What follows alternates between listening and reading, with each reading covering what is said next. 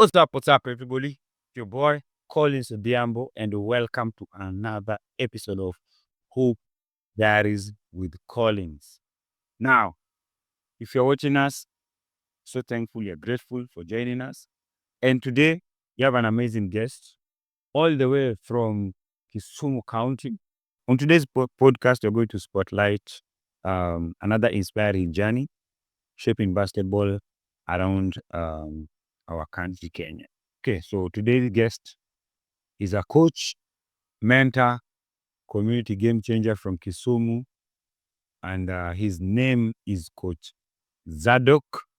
So stick around for a story of passion, purpose, and the power of sport, taking our guest from the streets of Kisumu to where now he's a sideline mentor. Nyaje Zaddock, how are you? I'm fine, poa. Karibu sana kwa show. Unaendelea aje, siku iko aje huko? Niko poa, kurelax tu, kutulia, passing out the weekend, tuanze kazi tena kesho. Nice. Very important to decompress. Yeah, so we just dive into the story. Najua tumeongea before. So just give us a brief introduction about, unajua, where you grew up, how was your childhood, all the way from Kisumu, just to understand who you are. Okay, thank you so much, Coach Collins, for giving me this chance. I feel honored and it's a pleasure to be here. And I'm looking forward to this great conversation and sharing with you my journey and what I'm doing currently. So for me, I grew up in Kisumu. I'm born and bred in Kisumu, actually. So started my primary in Kisumu area primary. Then when I joined Kisumu Boys, that is in 2006, and up to now. So it's been a journey. It has its ups and downs, but all in all, we are here. So in terms of basketball, I started playing basketball way back in primary. Oh, That is when, way back in primary. bana, you are like some of the rare breeds, bana. You started playing basketball in primary. Yeah, I started, and it's okay. It started in a very funny way because my mom was a basketball player. She used to play back then. Yeah, she used to play back then for Telcom. Those days when Telcom belonged to the government. Yeah. I know. So did she play with Wandago? Not Wandago. Who? Coach Evelyn. Coach Evelyn, yeah, she played with Evelyn. There was also Samba. Yeah, she played with a lot of them. Yeah, then we should have her on the show one day. Yeah, I think I need to introduce her to you so that she can also talk about basketball. Yeah, because she knows so many people. All those guys at Nyayo, she knows all of them. She has interacted with them. Yeah, Kinamoko and all those. Wow, man! I saw Evelyn play, Coach Evelyn play, but towards her retirement, and man, I remember how she was dribbling the ball, and I think I just started maybe playing in the league or something like that, and I was so inspired. I was like, manze ka madam anaweza dribble mpira hivi, I need to continue working. Manze, it was yani, I don't even see like most ladies right now in our league who can dribble the way she used to dribble. Alikuwa anapiga na ball very relaxed. I think Samba pia ndiye alikuwa hivyo, like relaxed, na it was a hard dribble. Alikuwa na move zake in control. Man, that is interesting. Yeah, kama Mako alicheza na that is great. So tuambie, and then you started basketball, how you started? Yeah, so that's how I started. I used to see her go to train. Mostly we used to train at Kisumu Girls. So nilikuwa namfuata. Nikiona jioni nimetoka shule, ndio saa hiyo niko class 5, class 6. Yeye pia ametoka job, anaenda training Kisumu Girls. I used to go with her. And pole, that's how I gained the passion. Akaona talent, iko. So my mom was my first coach, actually. Yeah, she was my first coach, my first mentor. Yeah. So I appreciate her a lot. So from there, primary kaisha. During those days, there's no basketball at primary level. So unless you are just playing it for fun, yeah. So from there, I joined Kisumu Boys, and at Kisumu Boys, I also met some great people. I joined. I started playing at Form 1, third term. That's when I joined. Unajua ile story ya high school. Ukiingia high school kuna Form 4s na Form 3s. So there is a pecking order you have to follow. Huwezi ingia tu uingie kwa team. So hiyo time baya. Hiyo time nikiingia ni wewe ni msoa maji. Wasee wakuja kwa maji kwanza.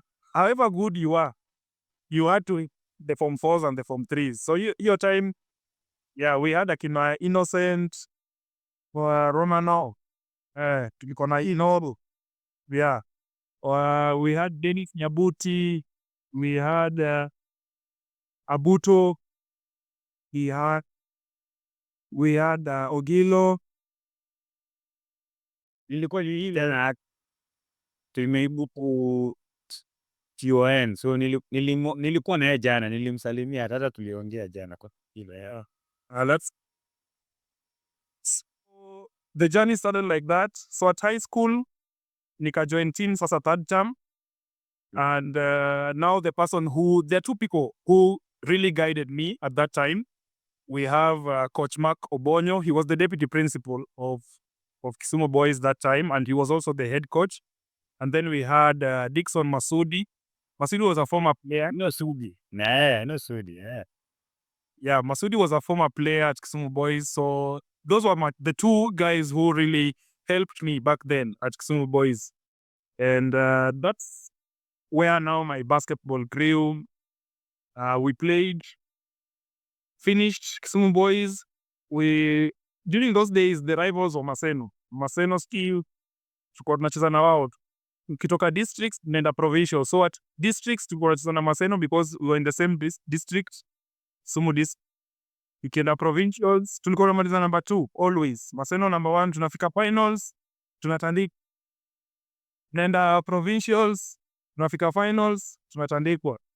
So that was it. Then when I finished high school, that's when I joined Kisumu Lakeside. Yeah, so I played for Lakeside for like 7 years from 2009 up to around 2016. Up to 2016. Oh, funny thing is, I have a funny question. You've said that your mom was your like your first coach, your first mentor. Now you're actually mentoring other people. So it's like alikuwa na kumentor towards what you're going to be doing. But niko tu na swali. Mliwahi cheza na mama yako one on one akakufunga hapo ama kitu kama hiyo? Oh, my mom was a pro. So when I think the first time nilimshinda ni after Form 2, because that is the time she retired. So after li retire sasa mwili nakataa. So that time tuliwahi cheza, because in fact familia yetu yote kila mtu alicheza. My mom hiyo because of her talent in basketball ili spread kwa kila mtu. My sister now plays. My brother sahi alikuwa anachezea Nazarene University. Bradangu mkubwa pia alikuwa Kisumu Boys, na so long as ulikuwa Kisumu Boys na basketball ilikuwa ni automatic too. But hiyo time he never joined the team because the team was just too strong. Ilikuwa baba tuna Victor Odendo and all those guys. So my mom, like everybody, so tulikuwa tunacheza like yeye ako na bradangu mdogo, mimi niko na sistangu, so we used to pair up. So the only time tuliwahi shinda game tukicheza Kisumu Sports Ground ni time alitaya. Sasa tunaenda kucheza for fun. Ile on a Sunday, twendeni. Tunachabuda home. Sisi wengine wote tunaenda coach. So that was the only time eza na tushinde. Nilikuwa nashinda zile za by the way, naweza taka sana kujua how that was, because I've seen, hata niliona like Dwayne Wade working with his son, alikuwa na mbast msee, alikuwa na mjaza. He was like, yeah, you have to play defense. Yeah, you have to know there's a difference. So fun. Yeah, like kuna ile toughness inakuja na hao wase wa kitambo. Unajua siku hizi hii life ya sahii unapeleka vitu polepole kidogo, but kitambo those guys never used to care. Like when I was at Lakeside, I got a lot of help from Ondi. Sijui kama unajua Ondi. Ondi, yeah. Ondi alinisaidia sana. He was so tough. Ondi angekufukuza. There's a time when I was not joining Lakeside straight from high school, watu walikuwa wazii na Lakeside ilikuwa nacheza league, walikuwa premier. Najua. So there's a time training session tu tumepiga training, kuingia hivi nikapewa ball, kushoot 3 point ikaenda airball. Ondi aliniambia hebu toka, rudi home, just go back home. Enda imefika jioni enda upike. The fact that alikuwa anakuambia hivyo, like he was telling you like there's a way in which those guys were very tough, and if you took it negatively aungerudi kwa hiyo court juu kuna vile walikuwa naongea like ungefeel demoralized, but it was that the way they talked, that was just them. It just came out naturally. They were doing it in a funny way, in a way that would also motivate you. So Ondi angekwambia hey bro, sub, ebu enda home, sahii ni jioni, enda upikie watu, hakuna kitu tunafanya hapa. So well, the following day kama we ni mtu wa ku give up, una give up, you don't come back. But I used to, ningerudi, miss like 2-3 days, angekuja niulize hey, mbona utrain, uko na talent, kuja utrain. Yeye ile story alikwambia ati hey, we toka bwana, enda nyumbani. So wewe bado ina ring kwa mind yako, unasema hey, umsee mazee, nitaweza kweli kama nimeingizwa, nimeenda hivi defense, 15 seconds later nimeshoot naambiwa toka, nimecheza 15 seconds naambiwa enda ho. So ungekuwa ni mtu weni msee like uko na hilo ndogo au hujaweza. So after 3 days hajakuona tizi, anakuja anakwambia mazee, sijakuona hapa, unaacha kucheza bake mbona? So the following day anakuencourage, unarudi. So that's how I got the encouragement, nikapata hiyo psych, and that's how I joined the team eventually. And Ondi used to pray, tunaongeanga hadi wa leo, hadi sahi we speak on phone, and then kama kuna to just say we'll help. Man, Kisumu, I remember that time Kisumu ground was a hub of basketball. Yani, if you got an opportunity to go, there's a time we came for Kikoso in Kisumu. And for me, Kikoso was mainly for experience, exposure, and the money that I was going to make. Then nikirudi Nairobi, I buy basketball shoes. So it wasn't like I was coming there to win the title because I knew the team that we have in Washere. I was like, for me, I'm coming there to play as much basketball as possible, but also to have an experience. And I remember the experience of playing at sports ground, Kisumu sports ground. Manze, number one, getting a sub was not easy. If you didn't know anybody there, me, I'm from Nairobi. So the good thing at that time, Aboge was known. There was a guy called Nesbit. Aboge was also at Agorosare. Where with Aboge? Played against it, no. Him? Ubudi. First. So, because Aboge was at least known in Kisumu and what. So I remember during that time, we were switching with Aboge. So Aboge ndiye alikuwa nipe sub. I go in, play. And then I remember there was a time the game was so heated. One of the guy I think finally came to play for Strathmore at some point, or I don't know, I don't remember. But the guy was so mad, he took his ball. Was like, "Bwana, hadi home, bwana. Hadi home. I'm going home." The guy was thinking that he was going home. The game was heated. The guy almost left, and then he came back. Guys were like, "Okay, come back," because I think he had the best ball at that time. But the game was that heated. Like, I really enjoyed myself, But also, I feel like those guys were hard. I also went through the same thing.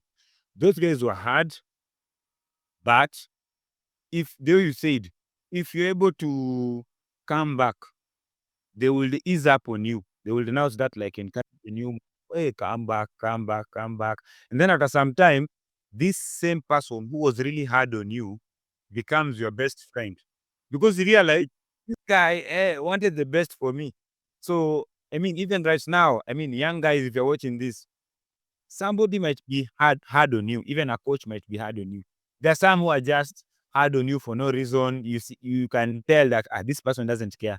But a person who really cares about you will be hard on you because they can see the potential that you have and they want the best for you.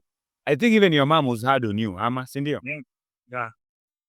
Sometimes ningetoka coach tumejamiana, unaweza dhani huyu hata si mamangu, like mmekasirikiana, amekwambia hey, unacheza aje, hizi ni nini? Wewe pia umekasirika, mnafika kwa nyumba, umejam, umeenda umejifungia kwa room yako na you were just playing with your mom.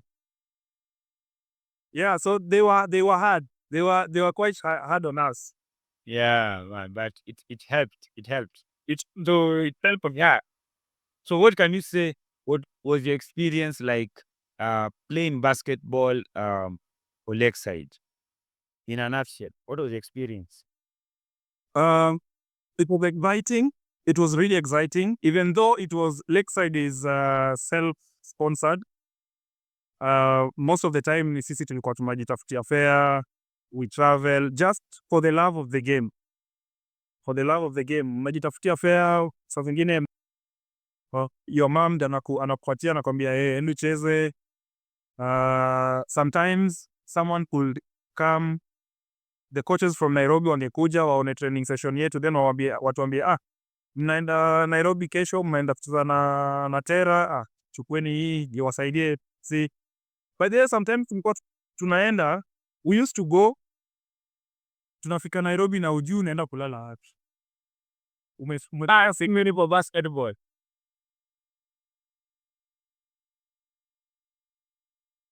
Subuhi mnaka juu hiyo time hizi mabasi hizi these luxury buses they were not there. Ulikuwa unaingia kwa Eldoret Express, naenda hapa. Usipopata Eldoret Express ulikuwa unaingia kwa Mbukinya au hizi mpaka Nairobi. Ukifika mnalala Machakos mpaka asubuhi, mmefika Folk halala. Na hiyo time fare kwenda Nairobi ilikuwa ni Sultan. So mkifika hiyo baridi na wachapa 6, mnaenda Mudhuo, mnakunywa chai ya 10 na madazi ya from hapo straight to Nyayo. Mnatulia Nyayo mpaka jioni. Kivito na hivi venye hii team. Tunasema venye hii team iko kumbe sio venye hakuna form. Hakuna place mnaweza enda. So mlipo nikishacheza tulikuwa tukishacheza the team that we played against. Sasa you know pia ni mabeshte wenu, mmezoeana, mmecheza for some time. Wengine wenu, yeah, some of them you met them wakiwa high school, so you are playing against Tera or you are playing against USIU, but you know each other because you used to play together in high school. So mkimaliza kucheza wamewachapa ama washawatandika, ndio unakuja unauliza mazee, unaweza kuhost leo, uko aje, home iko aje, tunaweza kuja. So that is what used to happen. So it was an experience. It was an experience. We also learned a lot. We learned a lot because basketball in Kisumu and basketball in Nairobi, they're very different. Because in Kisumu, you are taught to play like hard. Ile baki ngumu, ngware, mcheza ngware, ngumu. Hakuna set play, it is go. There's nothing. Nobody draw anything, any play for you. Ni kwenda and play hard. That was the mentality. But when we came to Nairobi, we came to realize that with the more experienced coaches, basketball was more structured. There was positional play, watu walikuwa na play, but ilikuwa sisi mkikuja Kisumu ni rabaraba. There's no play. Ni pass, use strength. Yeah, kimbia. Though we had the skill, but kucheza it was just play hard, just go and play hard. So the basketball that we play, because tulitoka, I remember when I joined, tulikuwa Div 1, then that year we were promoted to the league, and it really helped us. We gained a lot of experience, even though it was tough. We gained a lot of experience. We were also able to learn from other coaches because after the game wangetuita watuambie, mnajua nyinyi wasee mnafaa mkirudi Kisumu, you people need to improve on this and this and this. Because these were the other teams are capitalizing on. So we would come back to Kisumu, work on a few things. So later we even developed plays because we learned something from the Nairobi guys that CO2 is not just about play, but about structured basketball. You have to play struck.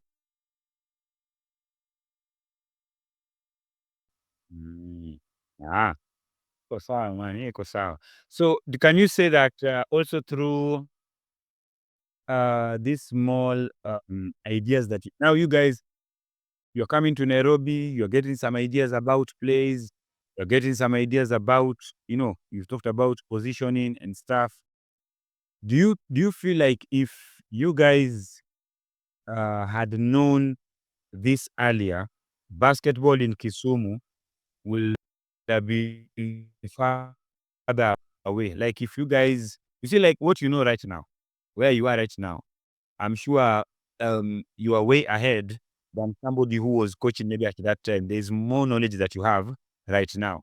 So do you feel like if you guys had that information, you're coming to Nairobi is when you're getting, do you feel like that would have helped basketball grow even faster in Kisumu? Yeah, I believe so.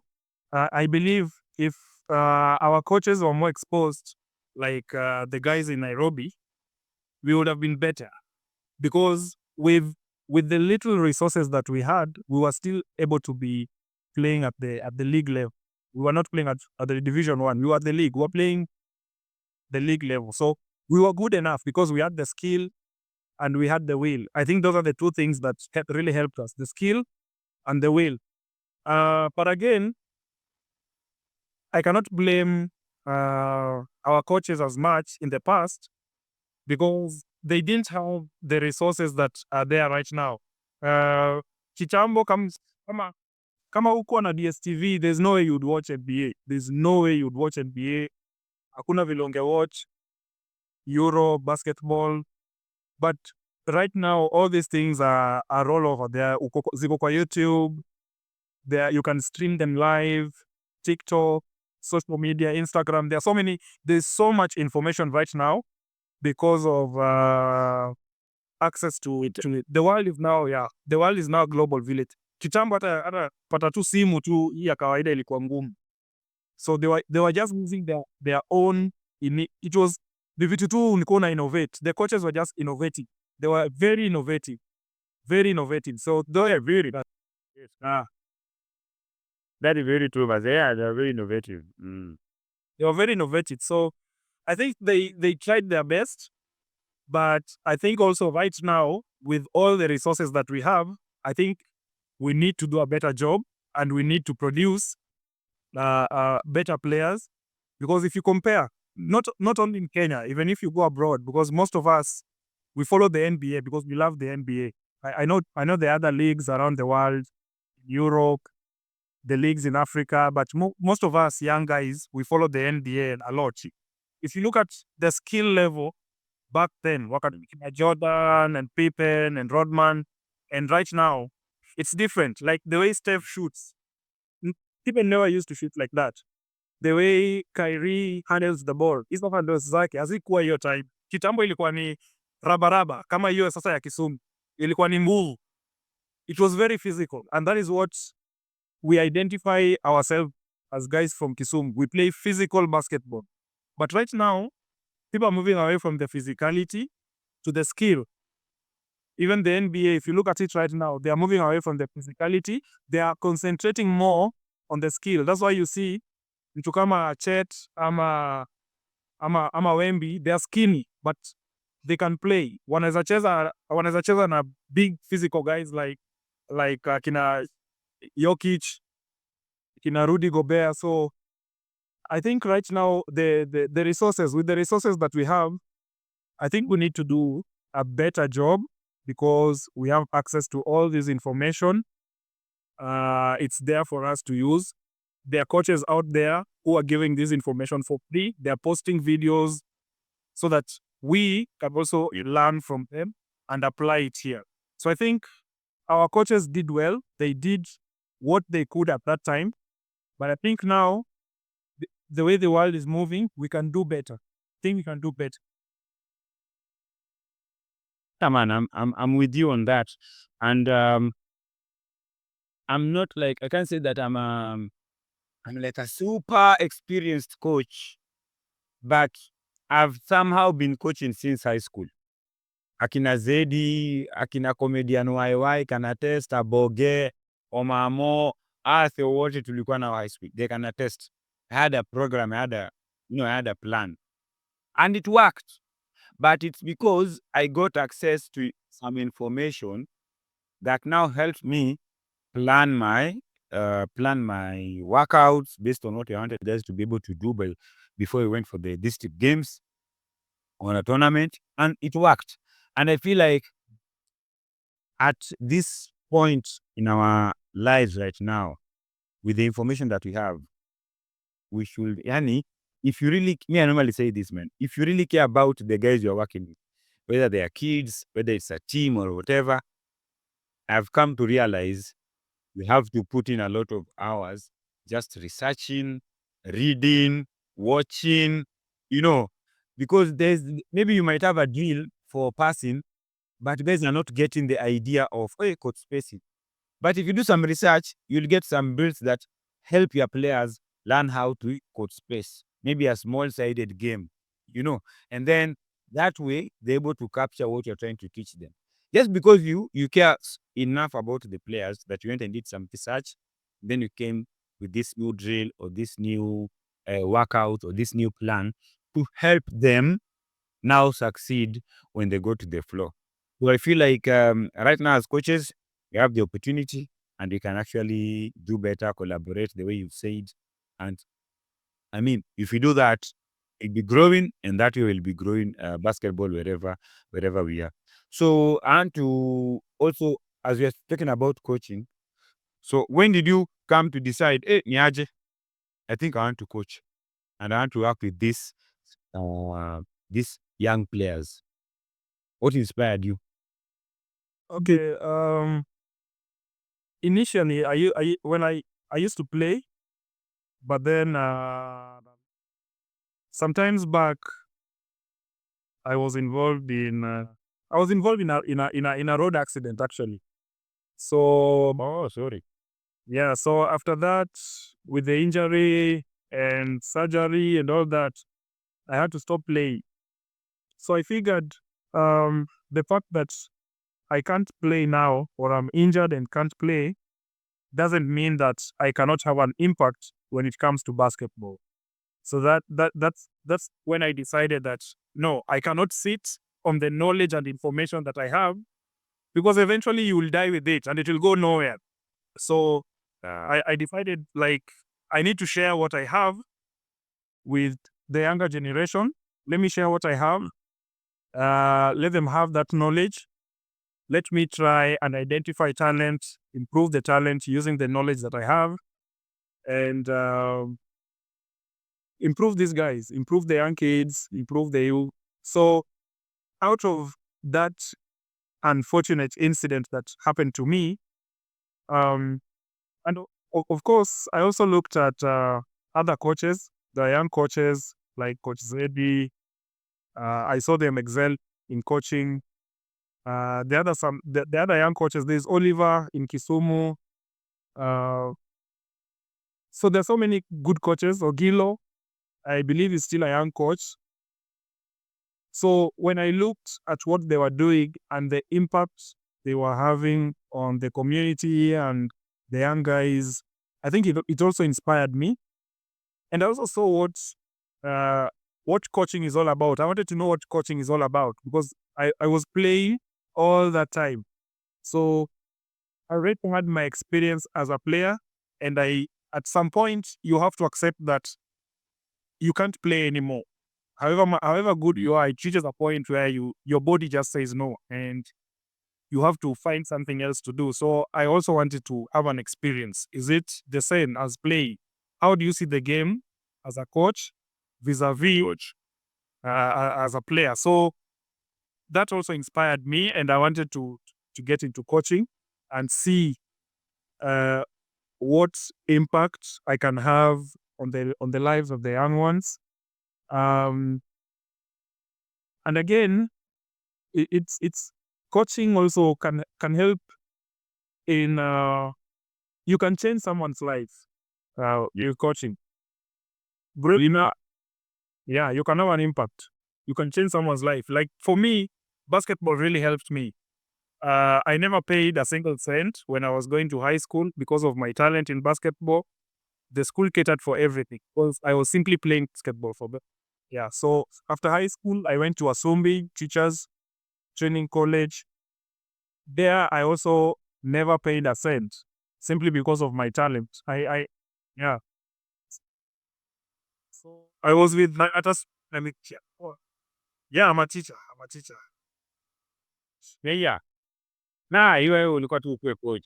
Friend, you are a teacher, you are a coach, you are a mentor. What are you teaching? What did you study there? I teach social studies. Yeah, I teach social studies. So here at Junior St. Peter's School, yeah, I teach social studies. So at Asumbi I met Coach Paul Odok. He's the one who came looking for me when I was playing at Lakeside Arakuja. He took me to Kokal. Akachukua there's another guy alikuwa anaitwa Anto. Alikuwa anatoka na Boge. Anto was a very good friend to Aboge. So Limi, Okal, tulikuwa tu rende Shete, alikuwa anatoka Coast. There's some right now hapo Uganda. So ilikuwa ni 5-man army. So wakati tulijipata Asumbi tukasema nikaende. Tukashinda both we were national champions 2 years in a row. Hiyo time tukatoka. Okal akaenda KPA, hiyo the time mimi nikaenda UG, Assam. Yeah, so coaching, like the coaches who changed my life, like Paul, when he took me from Lakeside and joined Asumbi, I was able to study for free, and right now I'm earning a living out of a coach that saw my talent and decided to give me a chance in an institution. Yeah, so same with Mark Obonyo at high school. He took me in, he took my brother, and it changed our lives. Right now we are what we are because of our coaches who are with us and guided us during those days. Yeah, so I feel like if our coaches could do that, instead of us, when now we are done playing basketball, I think we can enter into coaching and also change the lives of so many people. So many people. So we can have an impact on those lives. So that inspired me. I think, yeah, 5, you might not see it now, but 5 years from now, Mkuia amesha kuwa mkubwa, anacheza league, anacheza USIU ama Thunder, ndio atakuja kuappreciate mazee Zaddock alinitrade, coach Kolo mazee alivyo na Ukweli, man, ukweli. And even right now, at times, maybe niko Nyayo ama I'm just somewhere tumeenda games. Somebody just comes to you. Nowadays nimezoea, kitambo ilikuwa strange, but nowadays I appreciate, like, even kitambo nilikuwa na appreciate, but I was not used to that. Like, I'm there, I'm just managing my business, I've come to play, because me I normally play after that, like, kitambo ndio ningeenda Nyayo asubuhi, watch a game, stay there mpaka jioni. Now I don't do that. So I'm there, somebody comes, manze Coach Kolo. I'm like, huyu ni hata simjui ni nani. So I'm trying to think, huyu ni nani? And then it's like, manze, I watch your stuff on social media. I used this particular drill. It helped me in my shooting, maybe in my dribbling, in my finishing, in my mindset. Somebody shared with me how he was able to use a video that I shared and he became an MVP. The guy used to play in multimedia university. Nimesahau jina yake. Mswahili, rafiki yangu hata sana. I've forgotten his name. He's in Mombasa right now. I even made that video.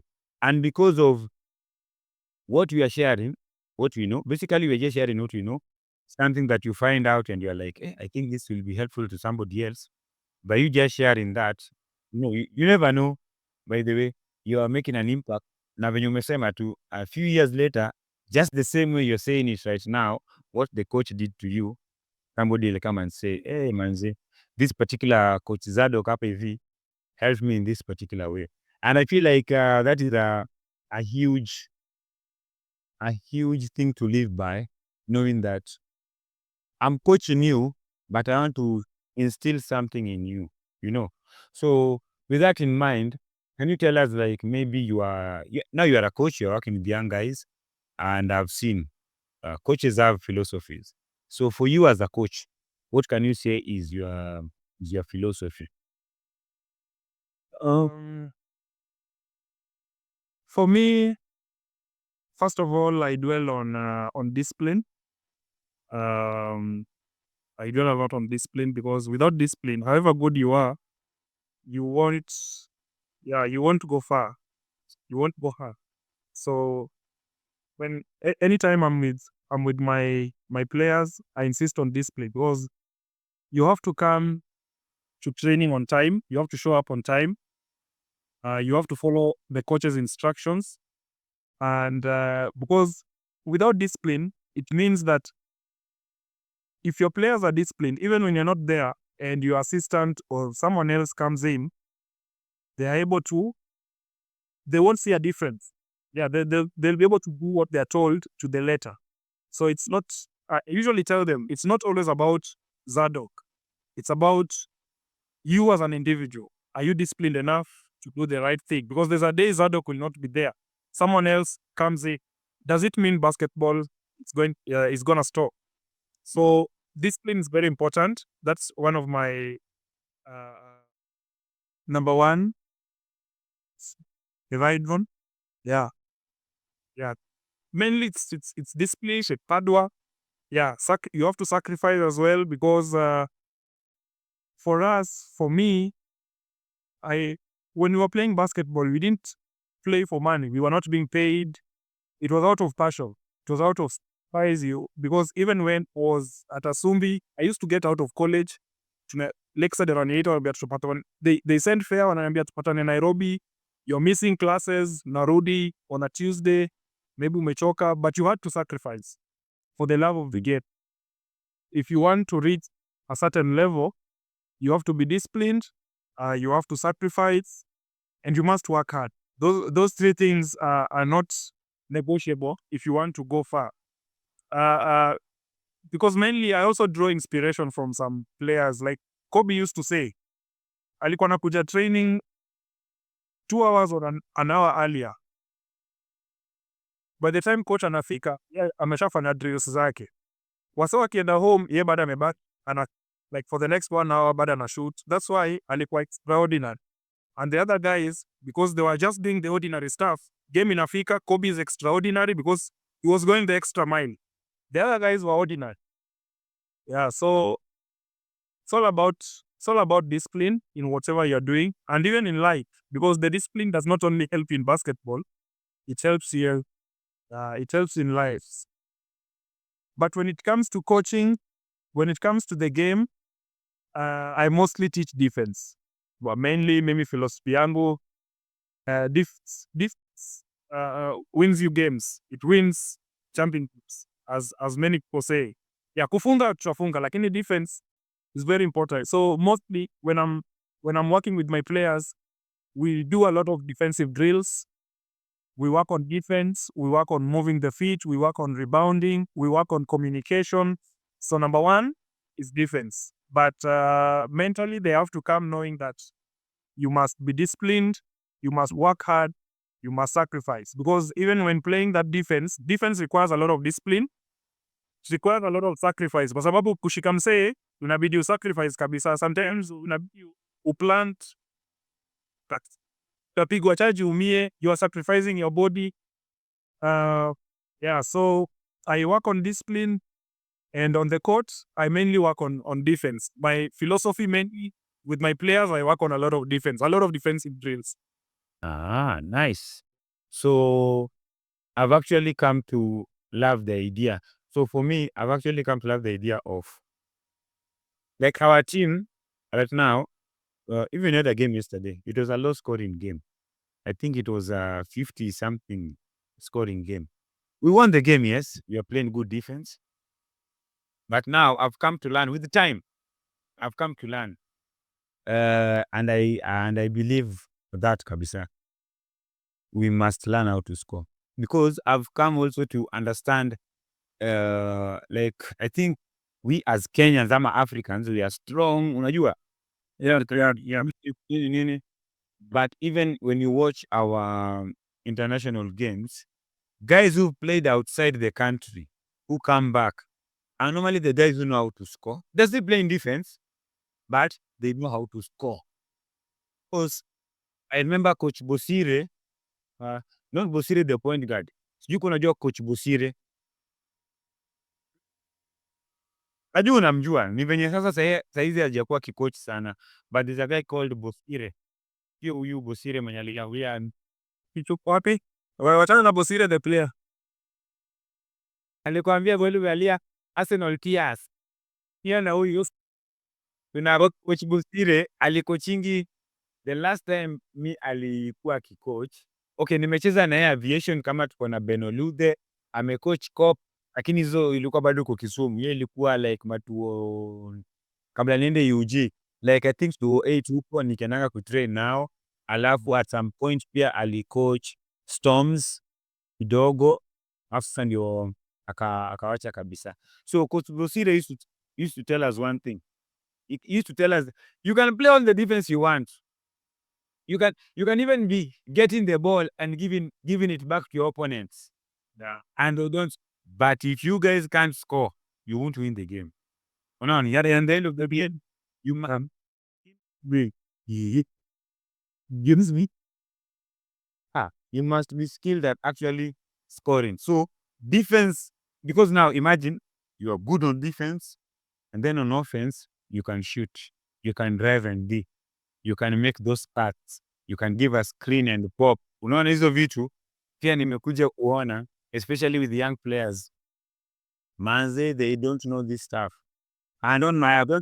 Yeah, it's just the same way with us because nowadays I know this. There's some things I know right now, and I'm like, man, if somebody would have taught me this earlier, ningejua, like singechukia play. I think even umepitia hii kitu. When you first got into a position where you were supposed to run a play, I think it was very difficult for you because Ilikuwa noma. I remember there's a time when Coach Walker, nilikuwa na Coach Walker UG. Aliita mzunguzi kutupikize UG. Ndeje. Mimi nilikuwa KIU. Nilikuwa na Walker akaniita, nikachezea Ndeje kiasi. Kuna coach alikuwa ametoka Sabia, mzungu fulani. So Walker alimpeta, tunapiga training. Baze wakati training yake si ya 3-on-0 sijui hapana. Training yake ilikuwa ni game based. Gameplay.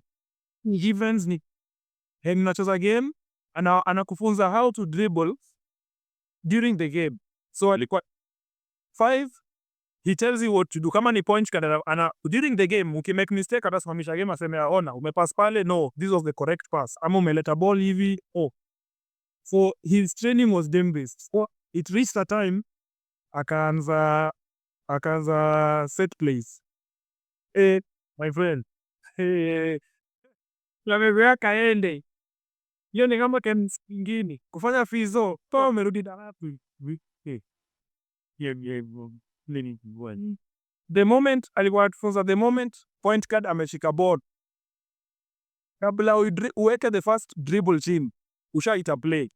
So sisi tulikuwa tunapewa, alitupatia instructions, akanambia point guard ukipewa mpira hivi, kabla uweke hiyo ball chini, wase wapo wamefika huko na tayari ushawaambia what you want. By the time una cross, wanajua what is expected.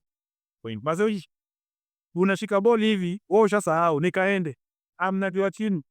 60 minutes, 60 seconds, mnakimbia. It took us a week. Dia punishment tulikuwa tunapewa after 1 week. Ulikuwa unashika ball hivi, try play. So it also, these things, they also take time, but I think we need to go and now teach the skill kabisa. Sasa hii to focus kwa skill kabisa.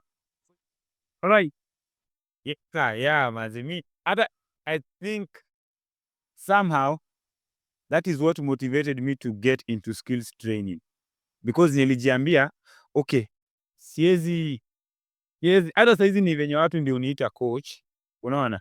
Sasa nikakuja nikakuwa like okay, let me accept the word coach because I'm coaching people. Mi kwa kichwa yangu ilikuwanga me am a skills trainer, I'm a trainer.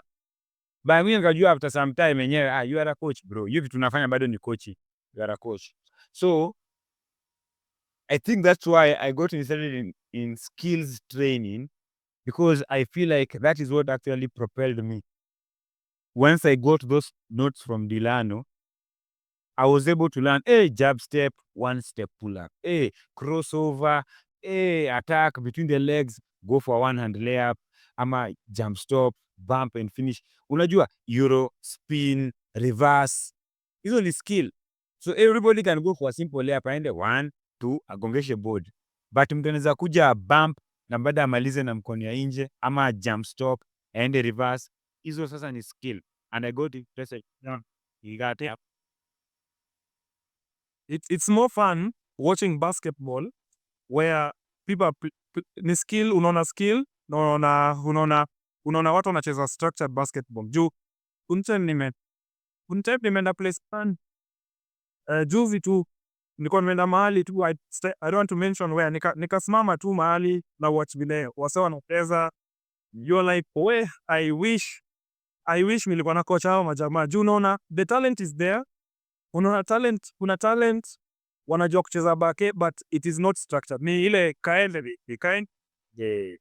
kaende unasema maze unasema na hiyo ni ukweli wa hata sisi, like hata wase people that I work with, even some guys in our team, I'm so happy they've really improved, but bado wako na a long way, because I normally tell them you guys are the future. Sisi tunaenda tukitoka. So mimi nitakuwa na kukumbusha kitu ya kufanya. I don't have anything to gain from it, because I care about you, and I know once you get it, your basketball will be easy, because for us, nobody taught us about these things. So for example, as something as simple as running to your spot, understanding court spacing, something very simple as that is a struggle that most people still. Kwanza your spacing, I'm struggling. Hata mimi, when I'm dealing with these young ones, I'm at this level, I'm struggling with the spacing. Juu watu wengi wanatakanga kuendea ball, mali ball ono wanataka kwenda. Yes, they can't Mali that corner. So yeah, people still have a long way to go, but I think it's now our duty to change that. Hiyo ndio kazi yetu bana, hiyo kazi yetu. So ndio unasikia sasa, if you notice something like that, bro, end uchape research ya spacing. Mimi nimeona video za spacing mingi yenye saizi tunapata. I can sit down and quickly come up with a drill, and when you're doing it, I'm telling guys, hey, remember what you're doing here. Can you see the way you're standing? What is happening? Unaona, I don't tell them, I ask them, what do you see here? And then after some time wataanza kuona, oh, by the way, we are this hapa kuna court spacing. And then I'm telling them, yeah, so hizi ni positions mnafaa kuwa kwa court. So we are not just doing this drill for the sake. There's some space between us to give us some space to do something. And then gap theory, when I'm able to attract 2 people, it means somebody else will be free. Once you start explaining that way, nimeona it's very important for us to do. If you are doing figure 8, why are we doing it? Ambia watoi, like, why are we doing it? Guys, you have to understand why we are doing these things. Me, I'm big on that. I'll explain why we are doing it, show you the importance of doing it, so that by the time you're doing it, you know, hey, I'm working on something. Unaona, I'm working on something that will help me when you go to play, ama when you come into a live game. And I'm happy that you're actually doing that, and you're actually trying to improve. And you can actually give us maybe something brief about, I saw you go for the coaching class yenye Zedi alikuwa nayo, coaches chat. So that is something that we should do more. Try and learn more, so that the more we learn, the more we can actually share with the guys that we are working with. Yeah, so before you continue, if you're watching this video, you've got into this position, first of all, number one, thank you so much for joining us. We are so happy that you're here. Remember, subscribe. We're trying to get to 1,000 subscribers. Subscribe, watch, share this. And if there's somebody you want me to interview, social zangu are everywhere. You can reach me on Instagram. Let me just put it here. You can reach me on Instagram. Just send me a DM. Let me connect with the coach, with the trainer, with the player that you want me to have on the show. Some letter up. That is my IG. You can reach out and we make it happen, because here on Hoop Diaries, it's all about it's a diary. People have different diaries, so people have different stories and experiences, and it's all about sharing them here and helping us learn. So we've talked about some challenges that we experienced in Kisumu, growing up in the game, trying to understand the game, trying to play the game. But now I want you to share with me something that you've seen with, we are working with the Gen Z, we are working with this young generation. What are some challenges that you've experienced working with these young players, and maybe how have you addressed it? Because I feel uh, yes, last week I had a coach Eunice. He talked about some great challenges and how she was able to, overcome them. So maybe you can share with us some of your challenges. Somebody might share your challenges and come to help, you know. So you can share some of your challenges and maybe what you're doing to, overcome or maybe ease the challenges as you work with these young players. Okay, the challenges will always be there. I can mention the challenges maybe in two categories. The first category, I'll talk about the players, because working with the people that we have right now, the young people that we have right now, it's different from the way you handle them is different from the way we were handled that time. Our coaches were hard on us. I remember the training that I went through at Kisumu Boys. I think I can only compare it to a military training, because the training there, it was crazy. Yeah, yeah, it was crazy actually, because we used to wake up.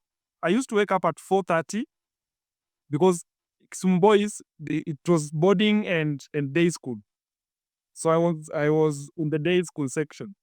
So I used to wake up at 4, and it was a rule. You had to be in school by 5 a.m. So unamka 4:30. By 5, Duhoma haikuwa mbali sana na shule. By 10 minutes nilikuwa nimefika. So hiyo 5, you wake up, you are there, and juu ni giza, hakukuwa na floodlights kama saa hii, ni giza. So mnafika, mnaambiwa you run until jua itoke, na jua inatoka 6:10 hapo. So tulikuwa tunakimbia tu, nikimbia mpaka hiyo 6:10. 6:10 ikikita ndio man. Hebu ngoja kwa. Ngoja. Wait. Ai. Unafika code 5. And then you run mpaka 10. Mpaka 6:10. Ukiona jua imeanza kutoka hivi ndio mnaambiwa sawa. So it was crazy. It was crazy. So tulikuwa mnakimbia, sometimes tunaambiwa tutoke nje, mnakimbia from some boys, tulikuwa tunakimbia mpaka Milimani, Dunga and back. By the time mnarudi it's jua imetoka. So jua ikishatoka mnaanza bulwark from hiyo 6 mpaka 7:45. 7:45 mnavaa haraka, hakuna kuoga, mnavaa uniform, mnaenda class. Hakuna shower, hakuna anything. Juu ulitoka hapo, kuna mahali unaweza enda kuoga. So unavaa uniform, unaenda class. And the good thing about our school is that they were very strict. Like games time, ulikuwa ukipatikana darasani, ilikuwa ni suspension. You had to come back with your parents. Or when you player na unasema ati unataka kuacha games, ati unataka concentrate kwa masomo, like you would be suspended and you would come back with your parents. That's how serious things were at Kisumu Boys. And I think it helped. What helped Kisumu Boys was because the deputy was also, alikuwa ni mtu wa sports na alikuwa in charge of this. So it really helped us. But right now, I don't think you can apply that. Hold on that thought, that chain of thought. Don't forget what you said there is very important, and I've been saying this for a long time. Personally, when I was in high school, hata nikifanya KCSE, my friends, jioni I still went to the court. When I was in campus, even if you had an exam, unless it was an evening exam, which rarely happened, maybe mwalimu alikuwa ameshikana akakuja late, I still went to the court in the morning and in the evening. Because what I've come to, because you, for example, in your school, in the evening, it was a must you go to the court. So if you're in school, it forced you to have a plan for your studies. Unaona? Forced you to have a plan for your studies. So it meant that hii time niko nayo between asubuhi, when I start class at 8, for example, up to maybe 5 or 4:30, I have to focus on my studies. And then at night, from maybe that 7 to 10, I have to focus on my studies. And I normally tell even guys right now, if you're not studying from the time the semester starts, and then you want to go and study manze 1 week to the exam, you're like, it doesn't work like that. And yeah, hey manze, I can't come to the court because now I have exam. It means you either cramming ama you've not been studying the whole time because poor planning. Yeah, poor planning. There's a book that I read. It was called Speed Reading. I've forgotten the lady who wrote the book. But in that book is where I learned about planning yourself. Like, I used to go back to campus like a month before. I get because ukienda kwa maphotocopia, you will get the exams that, the previous semester, the guys are done. Si mwalimu ni the same. He won't change the exam. So you could get the syllabus. So for me, I used to start studying 1 month before the semester starts. Naanza tu kusoma. Ilikuwa tu kusoma. Oh, I read. By the time semester inaanza, I'm 1 month ahead. By the time you're getting to the exam, niko 1 month ahead of you. So mwalimu akiwacha syllabus katikati ama nini, mimi nilishamaliza syllabus.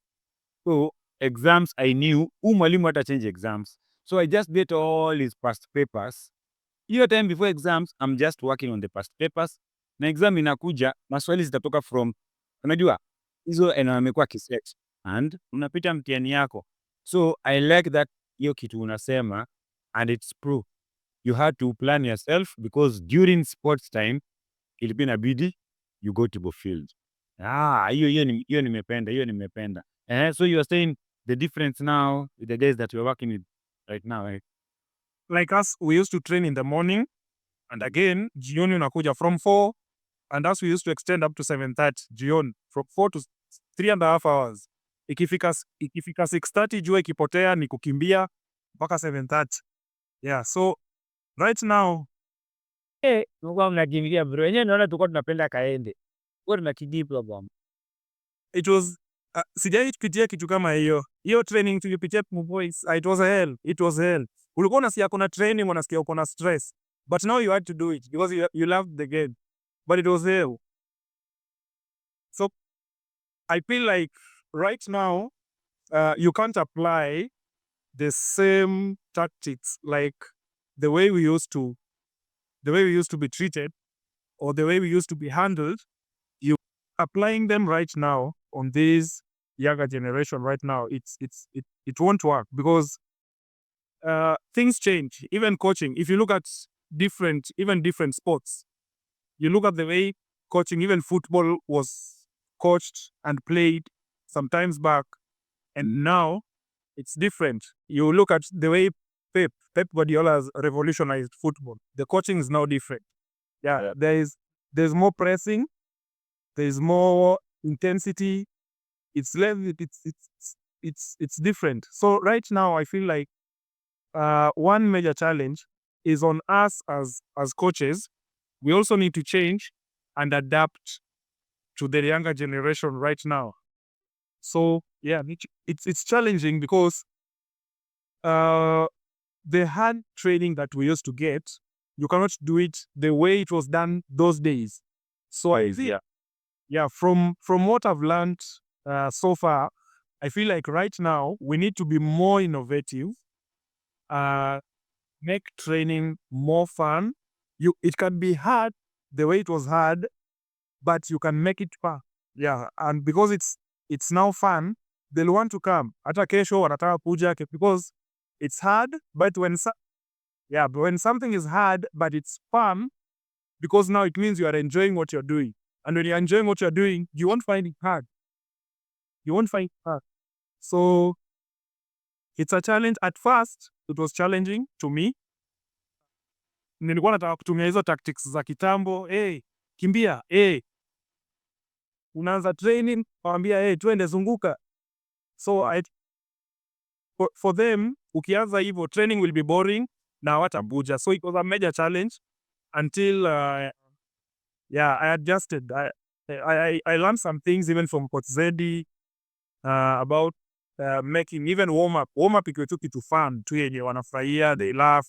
Yeah, young. especially the young ones. Yeah, so when you make things fun for them, it will be easier for you as a coach, and they won't even sky training. They'll be eager to come for training. Another challenge. You must be on top of your game, because right now these kids, they have access to everything. They watch basket. So unaweza kuja hapo uanze kumwambia kitu aseme coach, niliona kitu tofauti, niliona wasa walikuwa wanafunzwa hivi, wewe unatuambia tufanye hivi. So you must also up your game. Yeah, you must also up your game, and because they challenge you. If you're not up to the task, watakuchallenge. Na unajua si kama kitambo unaweza mwambia nyamaza, ama vile tulikuwa tunaogopa ukiona mwalimu ama coach huwezi ongea. Hata kukohoa ni shida. Ukikohoa unaangalia wanashangaa ni nini ba. So these ones, hao wanaongea, hao watakwambia, they'll tell you what they feel, they'll tell you what they think. Yeah, so if you don't know how to handle that, again it's going to be a challenge.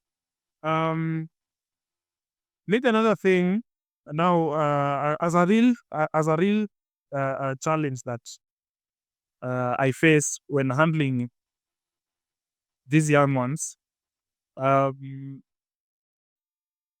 Sometimes, you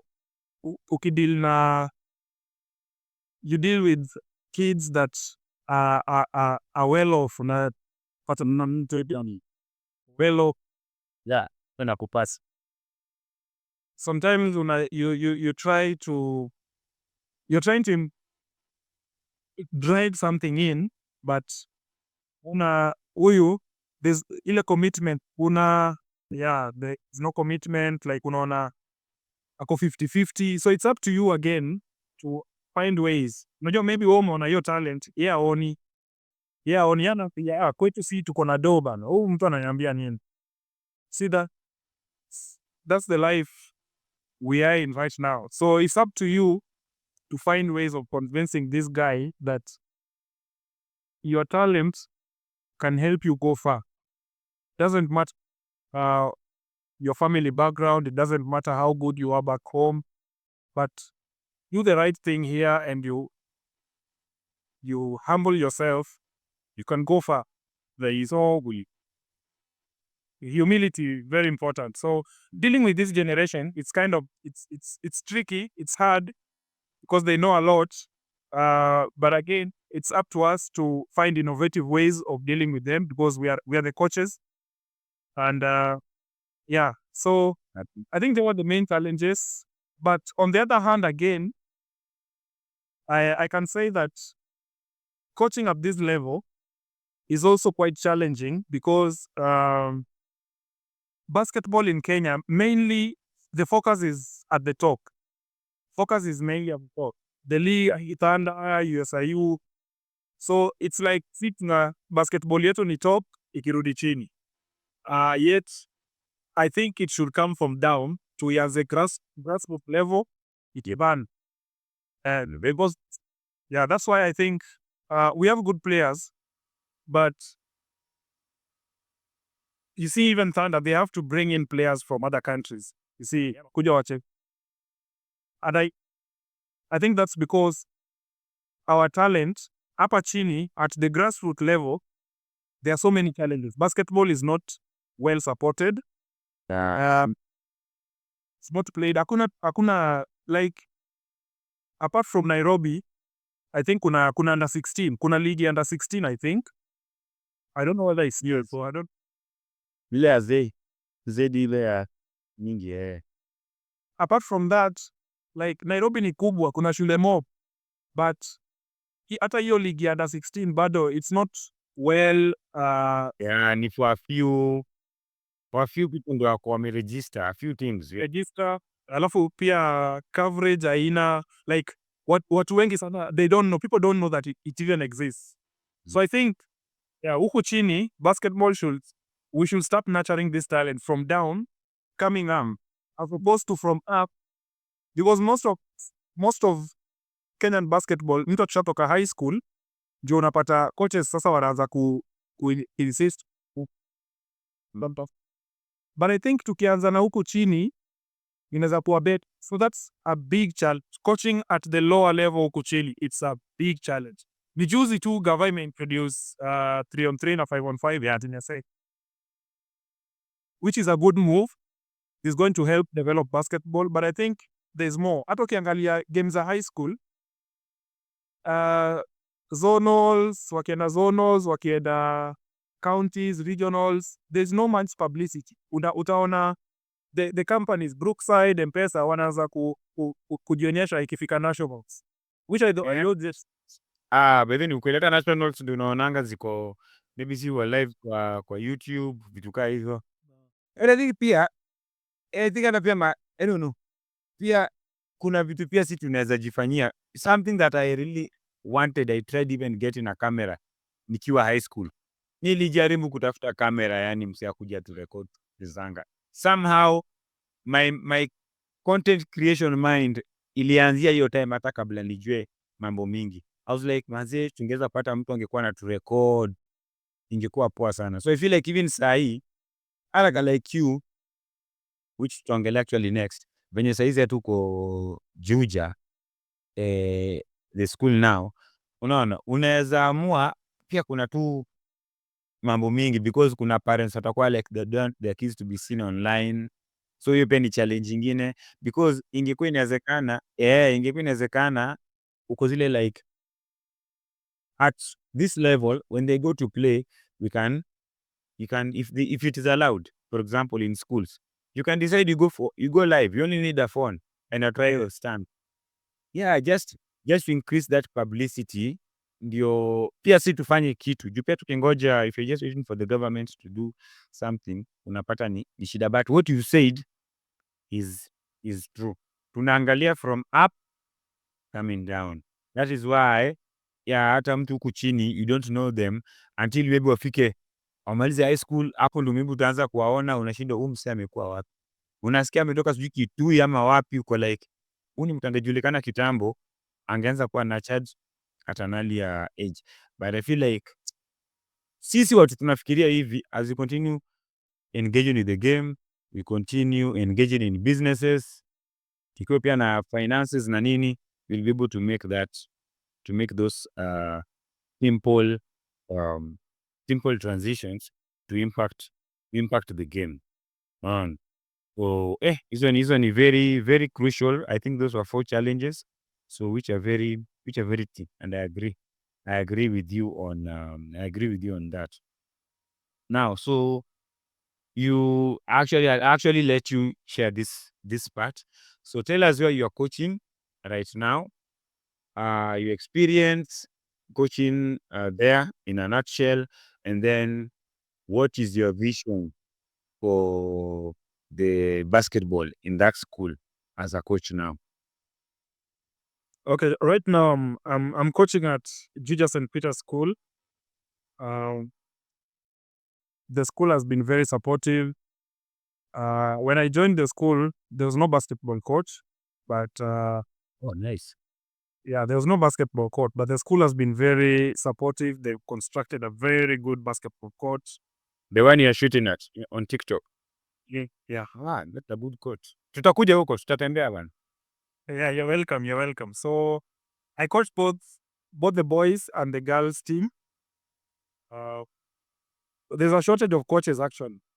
Opportunities are there. So I started with them 3 years ago. Oh, wow. Yes, 3 years. So hao wenye nilianza na wao sahii wako grade 9 yanamalizia. So from next term wakifunga, so I'm starting to recruit again. Natafuta grade 7s, grade 6. In fact, I want to go lower. Nianze tu all the way from class 4. Waanze tu basketball. Yeah. By the time wanafika huko, they have something. Yeah, the plan is just to develop the talent, because the kids will always show interest. Ukiona ameonyesha interest, now it's up to the coach. Amlete close, encourage, ampunze, and yeah, because it's sometimes it's not all about basketball, because when you are trained there, you're training teamwork, you're training discipline, you're training them about life, because whatever they're doing in a basketball court, they can apply it in life. Ball is life. Yeah, it's life. So maybe in 2-3 years time, I'd like to grow uh, the game here around Juja. I'd like to see maybe the kids doing better. Because ndo tumeanza, they are still down here, so we want to move them somewhere. And yeah, they end up playing in the league. They end up going abroad, representing the country. Because that is always what a coach wants to see. When your player is up there playing in the league, going to play abroad, you feel proud, and they'll remember that. Also, having an impact. Ukimwona ako successful, not only in basketball, but in life, they'll appreciate. Yeah, they'll appreciate. So that's what I'm thinking. That's where I want to take the school, to be a powerhouse in basketball, to be well known in basketball. And I believe it's a journey that has just begun, but I know as we learn, things will get better. Nice, man. That is good. It's good to have a goal and to have a vision, at least, that you're working towards. And I'm happy that you said, all about making an impact, helping them develop their game, and that way you're actually developing basketball in general. We were talking with Coach Zeddy some time back. I think it was during Corona when alikuwa in Germany and stuff. And he talked about how it is important to have a similar program across the country. That now, uko Juja, somebody's in Itui, somebody's in Mwea, Kisumu, Mombasa. We have like this curriculum that we are following as coaches. That way, basketball is growing from the grassroots up. No. So that way we are thinking of long-term athlete development. So we are thinking in terms of long-term. Okay, so badala nikiweke na frog jump saizi na zitakusaidia, let me focus on even just knowing how to run as an athlete. Unajua kuna watu wengi wanaweza kukimbia, like just running. The way they run, unajua uko like bro, hata ukikimbia hivyo, if I pass to you the ball itakupita tu, because the way you are running, you are running posture. That is, now you are an athlete. Before you are a basketball player, you have to be an athlete. So unapata, yeah, I tell that to my players every other time. Wanashangaa, kwani uza nataka nikimbiaje? yes. Unaona, lazima ujue hata kama sahii tulikuwa na our camp hapa hivi Hoopspire. So I showed the kids, this is how you should run. As an athlete, mnaonanga athletes wakikimbia 100 meters. You see now they run. It is shoulder, back pocket. That is the movement of your arms. Unaona. So as an athlete, first of all, lazima umaster hiyo. hiyo ni body coordination. Now in basketball, ukiweza kukimbia hivyo na ushike ball na tena utoe pass, sasa hizo ni vitu zinaongezea, but you can't do that if you don't know how to run like an athlete. Unaona? So that way you're developing, you're thinking in terms of long-term athlete development. Unaona? So if you have one program that focuses on the kids like that, then basketball will be growing from the ground up. Yeah. So before we finish, man, I have some quick fire questions for you before I go to the last segment. But it has been a great conversation so far. Nimebamba sana. So quick fire questions hapa hivi. So the first answer that comes to your mind, just share with me. So number 1, favorite player of all time. Steph Curry. Nice. Aya. Dream coaching destination. Kenya national team. It's my country. Aye. One basketball value that applies to life according to you. Team. Nice. Your coaching mantra in one word.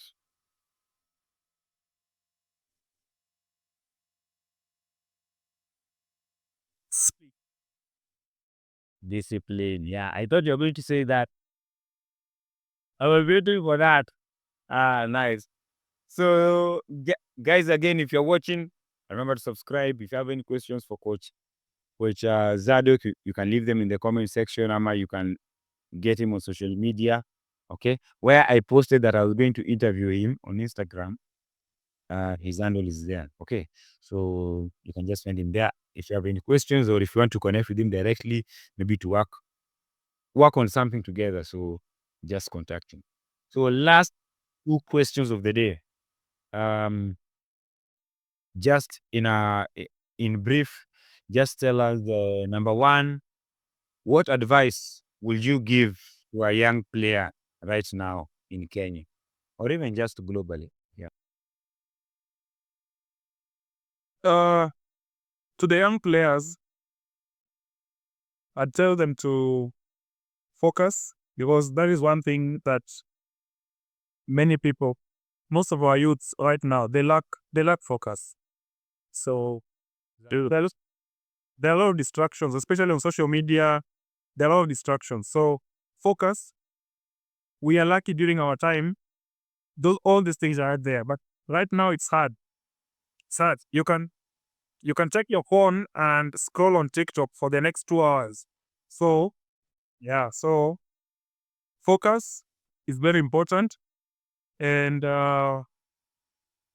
discipline and hard work. You have to be disciplined, you have to work hard, and you have to sacrifice. If you want to be the best, there's no way you can do the ordinary stuff and expect to be extraordinary. You want to be extraordinary, you have to go the extra mile. There's no 2 ways about it. People see Steph shooting, like wanashangaa unsa anafanyaje hizi vitu. It's work. You have to put in the work. Yeah, you have to put in the work, and it involves sacrifice. You going to train, you have to train. Coach lazima kuwe hapo. Akimaliza training, you also have to go the extra mile and do something. But if you do the ordinary stuff, you'll be an ordinary player. You go the extra mile, you'll be an extraordinary player. So just go the extra mile, focus, discipline, hard work, and stay humble. Nice. And as coaches now, what message will you pass to your fellow coaches and even a coach maybe who is just starting his journey? To the coaches, maybe I'd say we really need to invest in coaching. The knowledge we have is not enough. The world out there, everyone is trying to get better and better. And as a coach, remember you are giving instructions to people who are younger than you. So for you to take your team to another level, you need to invest in yourself in terms of education, educating yourself about basketball, educating yourself about coaching, and exposing yourself to a lot of games, watch a lot of games. I prefer the Euro. The Euro League is perfect. People don't learn na wewe. Yeah.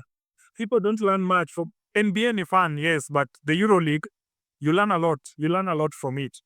So you need to invest in yourself.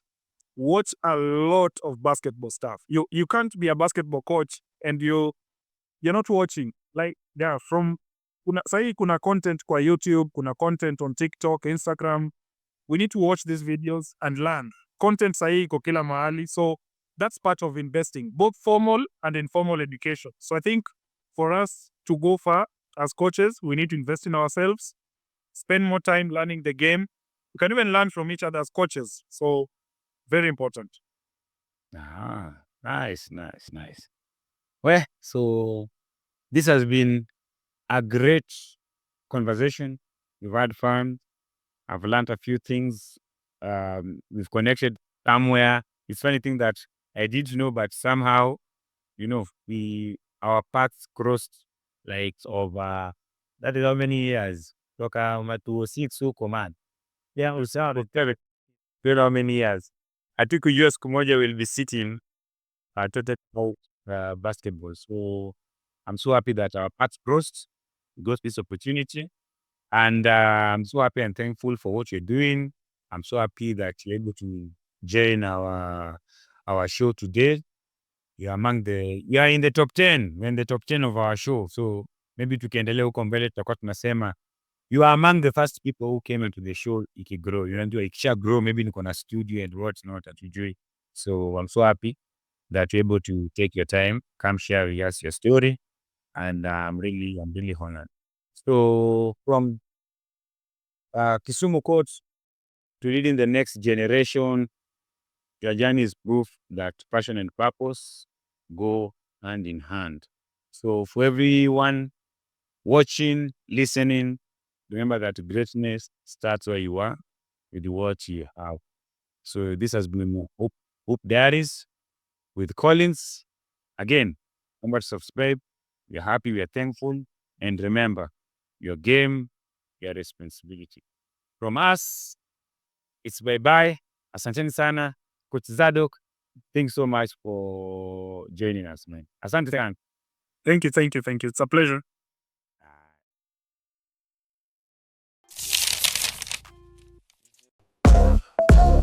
Yo, lace up the cats, it's that time again. Collins in the lab, letting stories begin. From the court to the mic, he breaking it down. Hoop dreams, real talk, no cap, no clown. Bounce like a dribble, mind sharp like a pivot. Life lessons in the game, he gon' make you feel it. Late nights, bright lights, goals in the fog. Every episode a gem, welcome to the Lord. On Hoop Diaries, yeah, it's more than a score. It's heart, it's hustle, it's truth at the core. So press play, lean back, let the moment ride. It's Collins on the mic, take that journey inside.